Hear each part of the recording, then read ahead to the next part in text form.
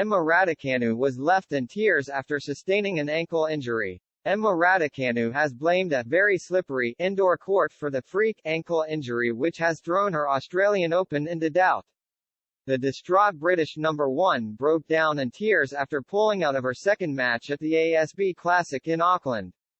Heavy rain had stopped play outside for 2 days and the former US Open champion faced world number 134 Victoria Kuzmova on a deserted indoor court. After taking the first set 6-0 in only 22 minutes, Raducanu twisted her left ankle at the end of the second set which she lost 7-5. She had a lengthy treatment and strapping put on her ankle but could not continue and conceded in tears after only 1 point of the third set.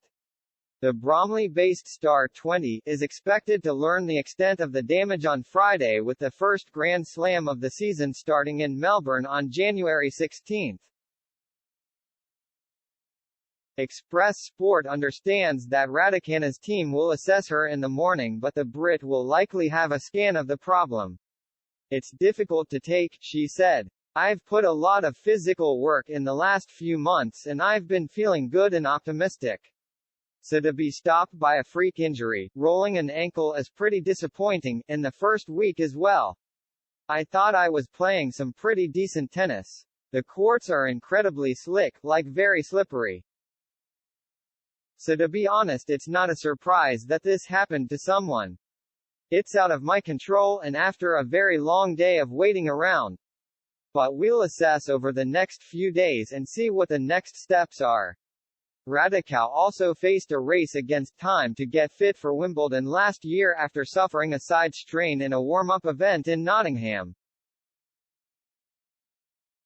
She contracted COVID in December 2020 and lost at last year's Australian Open suffering from blisters and retired from 4 tournaments with different injuries in a shortened season which ended in October because of a wrist problem.